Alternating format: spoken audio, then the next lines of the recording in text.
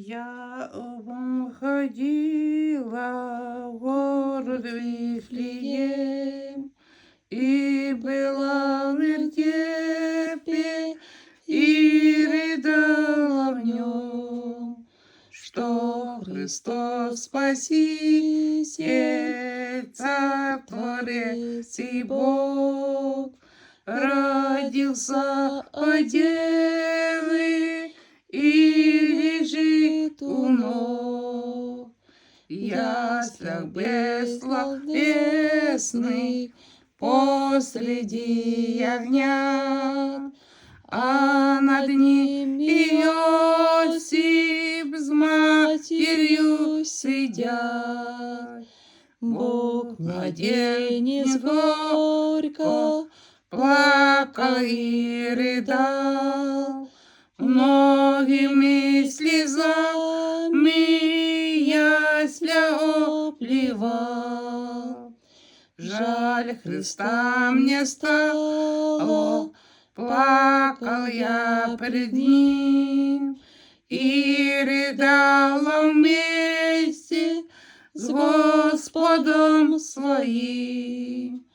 А потом я деве сделала вопрос: отчего так плачет маленький Христос?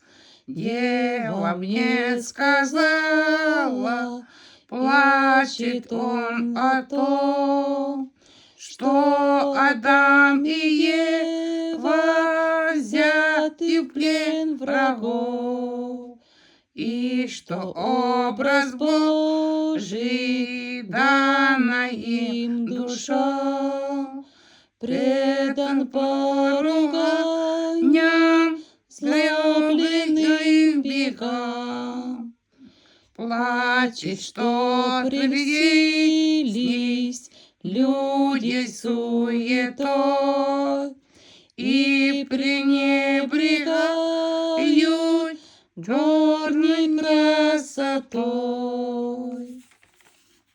Плачет, что на службу сатане идут, а из службы Божией старый лад бегут.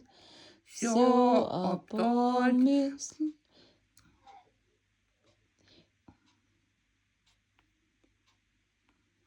Все о плоти мыслят, а о духе нет, и мрачат навеки свой духовный свет. Вот о чем он плачет, пожалей его, и утешь младенца Бога твоего.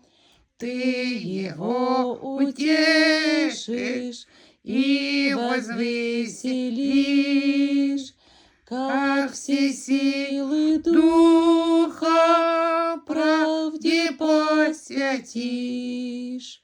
Ты его утешишь, если с юных лет жить по воле Божьей дашь ему обет.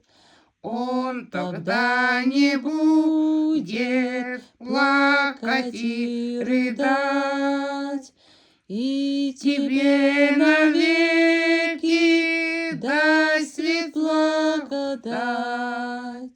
И меня, как матерь, ты возвеселишь, если ум и сердце Богу посвятишь.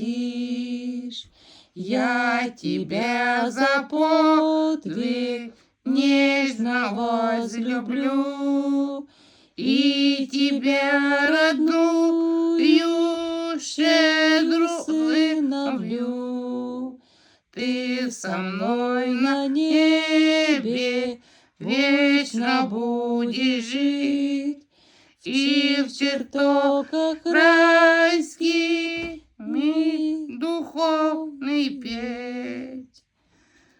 с ангелами будешь Бога созерцать и святую Троицу вечно воспевать. Свет великий, славный, Троице Святой, созерцать в восторге будет разум твой.